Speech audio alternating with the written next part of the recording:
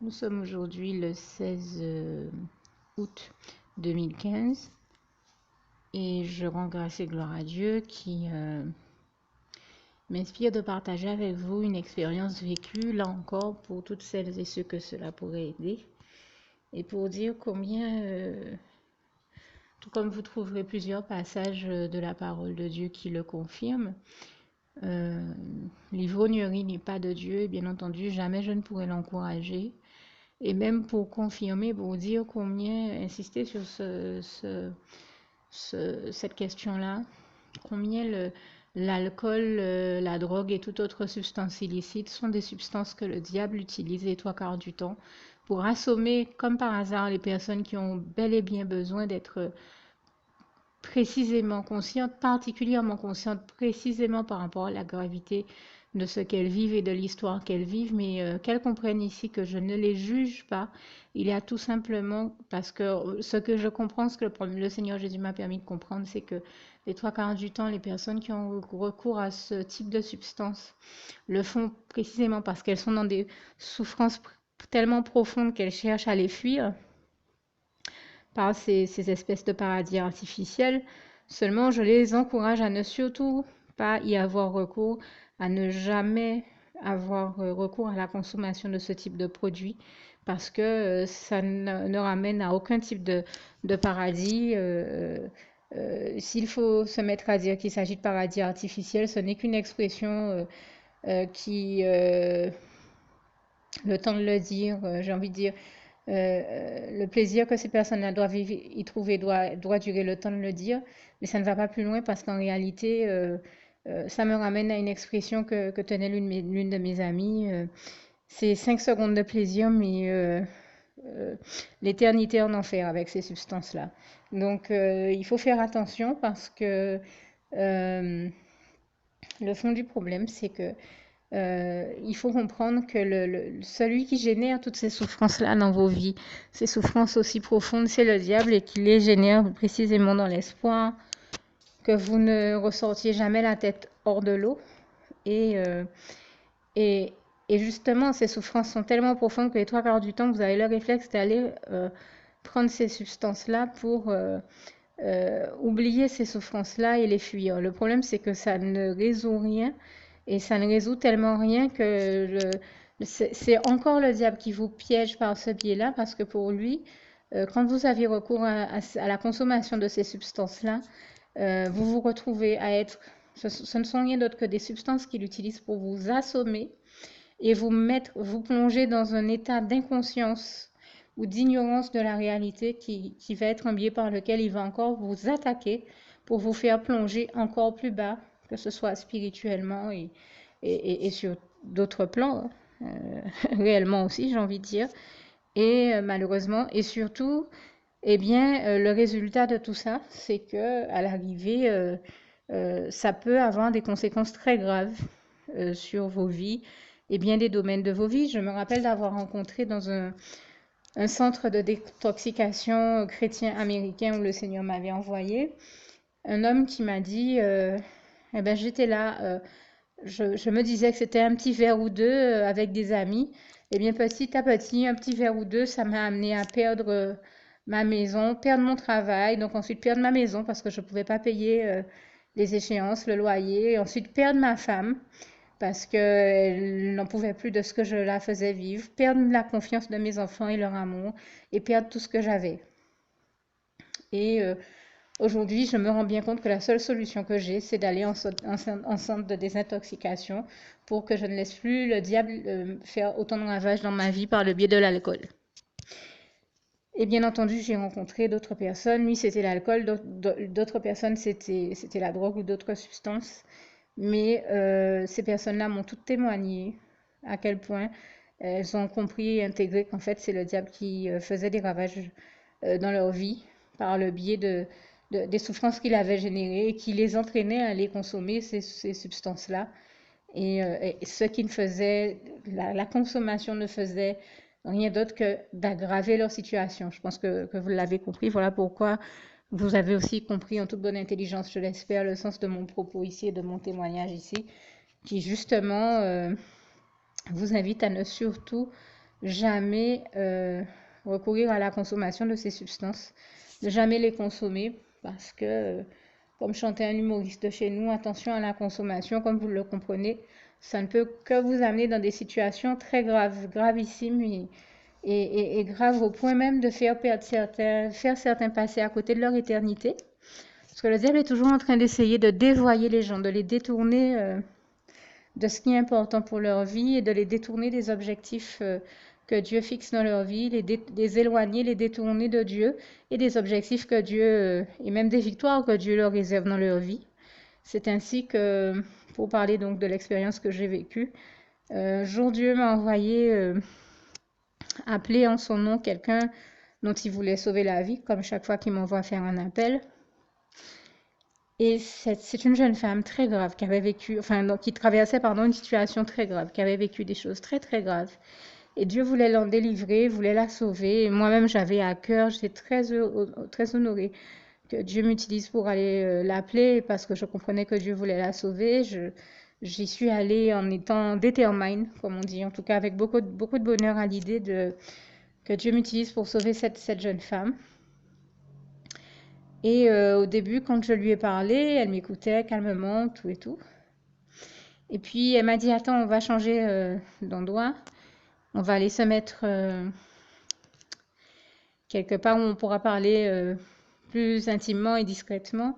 Mais c'était, je peux le dire, c'était un membre de ma famille. C'est une jeune femme qui fait partie de ma famille et que j'aime beaucoup, mais vraiment profondément. Et c'était d'autant plus triste de voir que elle était que le diable a entraîné dans cette gravité-là, dans la gravité de ce comportement-là et de cette situation-là. Elle était déjà dans une situation très grave, mais elle m'a demandé qu'on se déplace et moi je lui disais, mais non, mais on peut rester là le temps de faire la prière, ça va aller. Elle m'a dit, mais non, j'aimerais prier justement quelque part où c'est plus calme, plus discret, où on peut se parler plus tranquillement. Bon, je suis partie du fait que je savais qu'elle avait de grandes souffrances, qu'elle avait peut-être besoin de se confier. Je lui ai dit, ok, il n'y a pas de problème. Elle m'a parlé un peu comme si elle souhaitait être seule avec moi, pour qu'on prie ensemble. Mais j'avais la sensation que ce n'était au fond peut-être qu'un prétexte pour contourner et éviter la prière en fait. Malheureusement, enfin bon, mais sachant qu'elle avait été victime de choses très très graves, qu'elle vivait une situation très grave, je me suis dit, elle a peut-être besoin de se confier, il y a du monde autour de nous, je suis dans une situation où je ne peux pas lui refuser d'aller prier ailleurs. Donc j'ai accepté, pardon, excusez-moi, et en fait, j'ai un chat dans la gorge, donc veuillez m'en pardonner. Et en fait, quand nous sommes allés dans la chambre où j'ai commencé à prier avec elle, l'ennemi a envoyé un autre membre de notre famille, un cousin qui est connu pour on va dire sa légèreté et par moments même son cynisme. Enfin, il est toujours dans un comportement un peu rebelle, léger et sinistre. Et en fait, il est arrivé. Alors, bien sûr, quand je dis sinistre, c'est pas forcément évident pour tout le monde parce que officiellement, il revêt l'apparence d'un joyeux luron, d'un gai luron, mais sous l'apparence de quelqu'un qui venait pour plaisanter, en fait. Ce qu'il a fait au moment où elle recevait son appel et où elle allait commencer à prier avec moi, il lui a tendu un verre d'alcool. Et il lui a tendu un verre d'alcool, mais un verre d'alcool qui malheureusement l'a rapidement saoulé. Et j'ai bien entendu que je lui ai dit non, excuse-moi, mais finissons de prier avant que tu ne boives, etc., etc. Et lui, bien sûr, je savais que c'était l'ennemi qui parlait à travers lui et qui disait, qui s'est mis à dire, mais non, mais il n'y a rien de grave à ce qu'elle boive un verre en rigolant. Enfin, vous voyez un peu la situation. Il a tout fait, l'ennemi a tout fait pour insister pour qu'elle boive. Et moi, j'avais beau dire non. Bien sûr, je ne pouvais pas prendre de décision à sa place. Et elle s'est mise à me dire, mais je ne vois pas où est le drame à ce que je boive un verre et à croire ce que l'ennemi était en train de raconter à travers ce cousin. À le croire, à l'écouter, elle a bu. Et bien entendu, comme chaque fois, l'ennemi assomme ses victimes pour qu'elles soient jamais suffisamment conscientes pour en arriver à prendre les bonnes décisions. Et elle était dans cet état où elle était dans un état où ça n'avait plus de sens que je prie avec elle parce que elle était totalement, même si j'avais fait la prière avec elle, elle était plus consciente de ce qu'elle aurait dit dans cette prière. Donc j'étais obligée de- d'arrêter. Et ça m'a vraiment fendu le cœur pour elle, parce que je sais qu'elle recevait un appel véritable de Dieu à ce moment-là. Je crois qu'elle-même m'a dit qu'elle n'est pas la première, que je ne suis pas la première personne que Dieu lui envoie.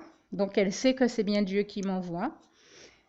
Simplement, l'ennemi l'a aveuglée pour qu'elle n'accepte pas l'appel de Dieu et pour la faire passer à côté de son éternité. J'ai tout essayé pour lui faire comprendre qu'il faut qu'on prie avant qu'elle ne boive, etc., etc. Il n'y a rien eu à faire. Ça s'est passé suffisamment rapidement pour que je ne puisse pas réagir autrement, et elle non plus. J'ai tout essayé de faire pour lui faire comprendre qu'il ne fallait pas qu'elle boive, qu'il fallait qu'elle reste lucide juste le temps, au moins le temps de notre prière. Comme vous le savez, aucun de nous n'a la possibilité de prendre des décisions à la place des autres. Nous pouvons leur indiquer le choix à faire, mais nous ne pouvons pas faire le choix à leur place. Comme me disait un jour mon pasteur, nous sommes responsables de leur parler, mais nous ne pouvons pas faire les choix à leur place. Et j'ai rien pu faire. Malgré tout ce que j'ai tenté pour l'amener à se dire qu'il ne faut pas boire, au moins de patienter quelques minutes le temps qu'on prie, il n'y a rien eu à faire. Et ça, c'est vraiment un cas qui m'a brisé le cœur. Mais j'en témoigne pour que ceux qui sont concernés par mon témoignage comprennent à quel point, là où ça paraît anodin, certains de ne boire qu'un verre ou deux, eh bien à quel point même un verre ou deux peut amener quelqu'un à passer à côté de son éternité au paradis avec le Seigneur. Et ça, je trouve ça terrible. C'est pour ça que j'invite tous ceux qui le peuvent donc à ne jamais avoir recours à la consommation d'alcool, de drogue ou tout type de produits illicites du même genre ou de la même famille. Par ailleurs, pour revenir à mon propos, j'ai vécu une seconde situation où, mais je le dis ici pour que vous compreniez que jamais j'aurais refusé à cette parente, bon, je peux même préciser que c'est une cousine, jamais j'aurais refusé à cette parente et cousine de prier avec moi pour qu'elle aille au paradis, parce que si j'ai autant insisté, que je me suis autant investie à prier, à chercher à prier avec elle et dans l'appel que le Seigneur lui adressait, c'est parce que je lui souhaitais du fond du cœur. Et jusqu'à maintenant, je continue à lui souhaiter, à prier pour elle, à dire Seigneur, si tu peux lui envoyer quelqu'un d'autre, qu'elle entende ton appel, qu'elle te revienne malgré tout, même si avec moi ça va marcher. Et je connais le Seigneur, il lui a envoyé d'autres personnes avant moi et je demeure persuadée qu'il lui en a envoyé d'autres après moi pour la sauver. Mais enfin, déjà quand il m'envoyait, la situation était déjà grave. C'est-à-dire que je savais déjà que si avant moi elle n'avait pas accepté le Seigneur alors qu'elle avait vécu déjà quelque chose de très grave, il y avait déjà des éléments qui montraient que c'était déjà presque impossible, même avant moi. Hein. Pas impossible pour Dieu, mais peut-être impossible qu'elle entende pardon, que Dieu l'appelle par rapport à l'état dans lequel l'ennemi a plongé sa conscience. L'état d'aveuglement de son intelligence, c'est ce que je veux dire ici. Et donc pour revenir à, excusez-moi vraiment avec ce chat dans la gorge, à mon propos, je donne un deuxième exemple pour montrer quand même que rien n'est jamais désespéré. Et là, je le dis, ce que je veux dire, c'est que je crois que ma cousine, elle a été très rapidement saoule. Dieu m'a déjà utilisé pour appeler d'autres cousines, ça ne s'est pas passé dans ces conditions-là et les personnes ont accepté le Seigneur très facilement. Et tout s'est très bien passé. Mais dans son cas, je crois qu'elle a été très rapidement saoule. En tout cas, je me suis rendu compte qu'elle était saoule et que c'était même pas la peine de continuer à discuter avec elle. Et pour vous montrer que je ne suis pas dans une dynamique de baisser les bras, il y a une seconde personne que le Seigneur m'a permis de rencontrer pendant que j'étais aux États-Unis, toujours dans ce centre de désintoxication, qui n'est pas l'endroit où j'ai appelé ma cousine dont j'ai parlé précédemment. Et d'ailleurs, je referme déjà la porte sur ce cas-là. Pardon, vraiment. pour parler du second cas là dont je parle maintenant. Donc, cette personne-là, j'ai rencontré dans ce fameux centre de désintoxication chrétien. Et elle est arrivée sobre le temps de s'inscrire et qu'on lui indique la partie du refuge chrétien où nous étions, qu'elle allait pouvoir habiter. Et quand elle est sortie de là, tellement heureuse d'avoir pu trouver un refuge, je ne sais pas qui le diable a utilisé pour l'inviter à boire un verre, mais je l'ai trouvée un peu éméchée déjà. Mais elle était dans un état de conscience où je me rendais compte en discutant avec elle qu'elle arrivait encore à comprendre ce que je lui disais, à rire de mes blagues, enfin à réagir à certains stimuli que je lui envoyais en discutant avec elle. Donc elle était encore consciente et pleinement consciente de ce qu'elle disait ou de ce que les autres lui disaient. Donc dans son état, même si elle avait bu, elle était encore... parce que vous avez des personnes qui tiennent mieux l'alcool que d'autres, c'est une réalité. Donc elle était encore... elle avait une conscience encore saine. Donc j'ai pu prier avec elle. Et là, ça a vraiment marché.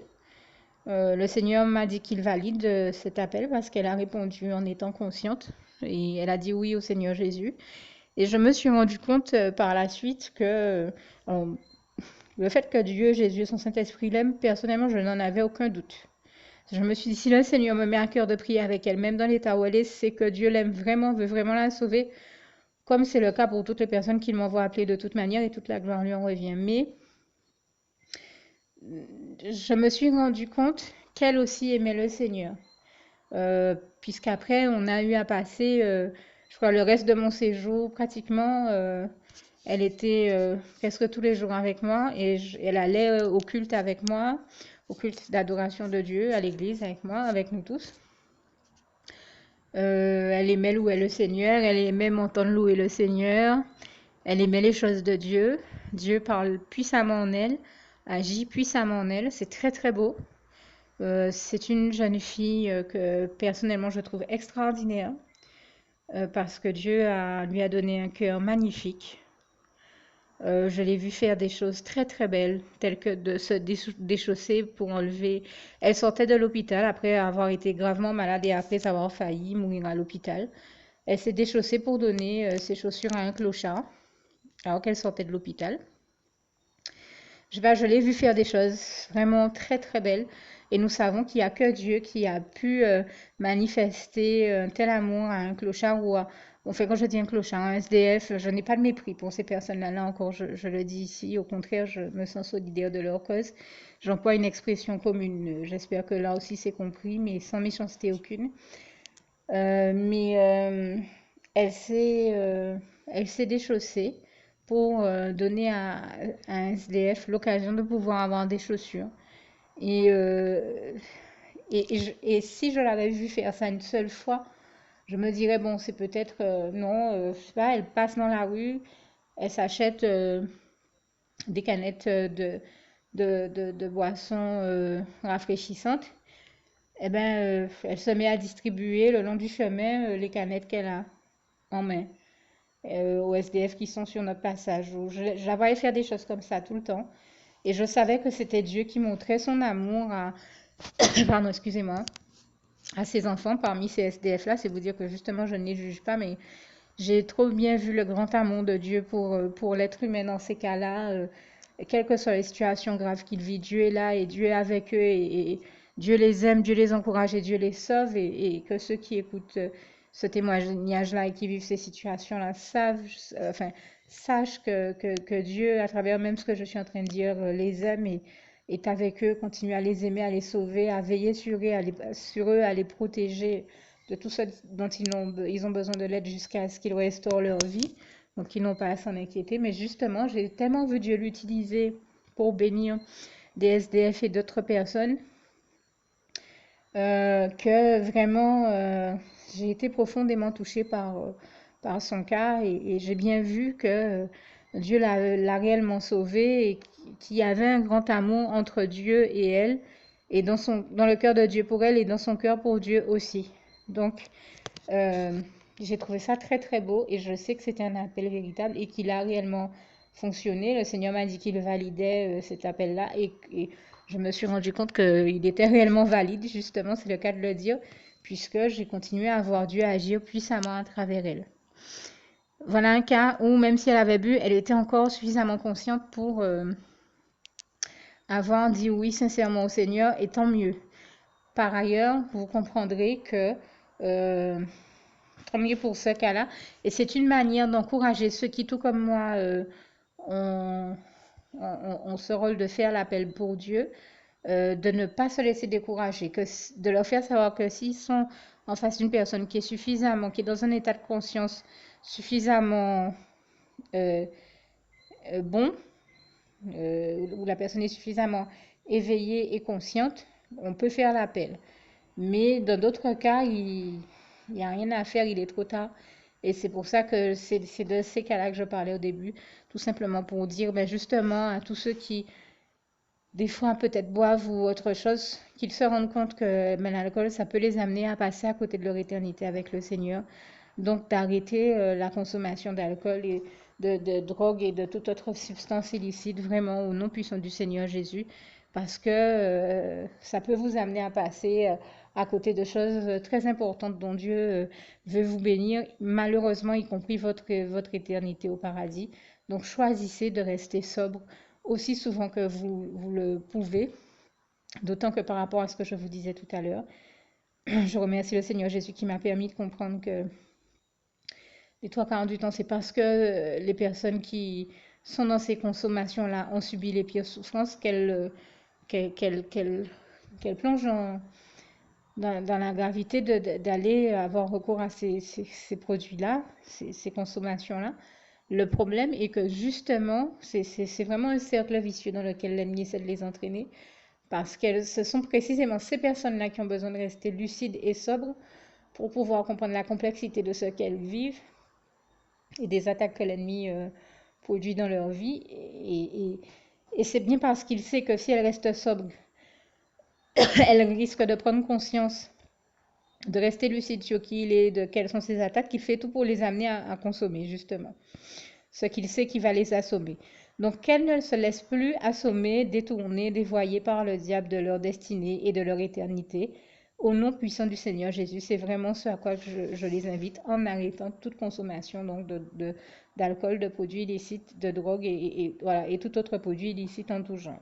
Au nom puissant du Seigneur Jésus, c'est vraiment ce à quoi je vous invite, ainsi qu'à faire la prière qui va suivre. Hein, et à demander aussi au Seigneur Jésus, si vous faites partie des personnes qui consomment donc ce type de substance, eh bien de vous en délivrer totalement, de vous donner la force chaque fois de ne plus avoir à consommer toutes ces substances-là, ni alcool, ni drogue, ni toute autre substance. Au nom puissant du Seigneur Jésus, demandez au Seigneur Jésus de vous en délivrer totalement, de vous donner la force d'arrêter tout ça et de restaurer totalement vos vies. C'est vraiment ce à quoi je vous invite au nom puissant du Seigneur Jésus, ainsi que à faire la prière qui va suivre.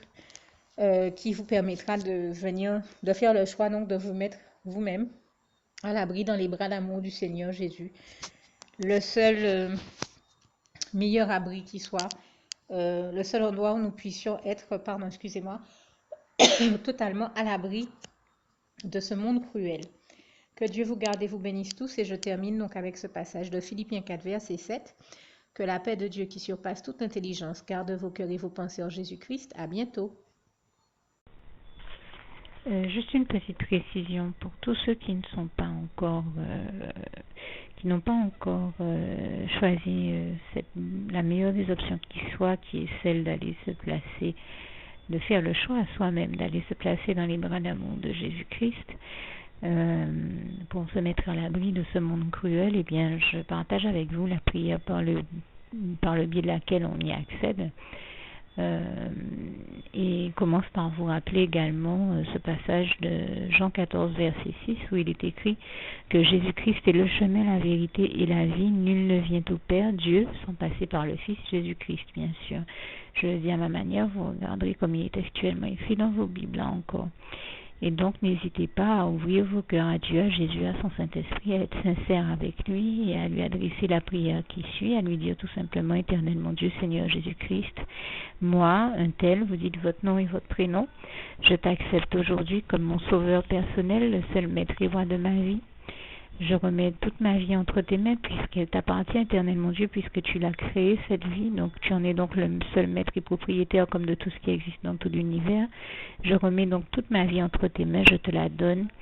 Merci, éternel mon Dieu, aussi de permettre que cette vie que tu m'as donnée continue à être à ta gloire et que je continue à te servir, à t'appartenir pour l'éternité, d'éternité en éternité. Merci aussi, Seigneur, de faire que je continue donc à te servir et à t'appartenir pour l'éternité, d'éternité en éternité. Et aussi, Seigneur, de m'accorder la grâce de ton pardon et de ta miséricorde pour tous les péchés que j'ai commis tout au long de ma vie, jusqu'à la date d'aujourd'hui incluse. Et c'est au nom puissant du Seigneur Jésus-Christ que j'ai fait cette prière.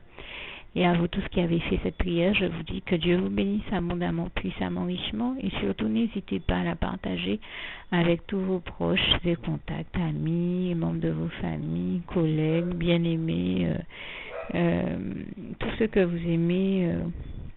Et surtout tous ceux à qui Dieu vous mettra à cœur, avec qui Dieu vous mettra à cœur de la partager.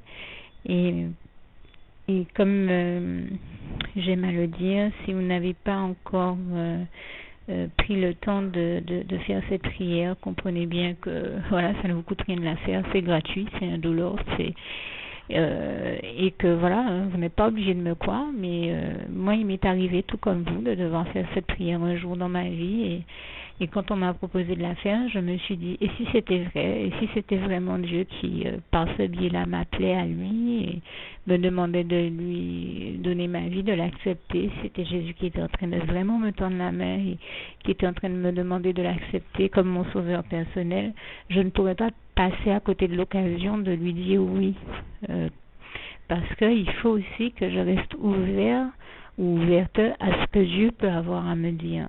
Il faut que je garde mon cœur et mon intellect ouvert à ce que Dieu peut avoir à me dire. Donc je me suis dit, je ne peux pas courir le risque de passer à côté de mon éternité, de passer à côté des meilleures choses de la vie, surtout si le maître et créateur de la vie m'appelle et cherche à me sauver.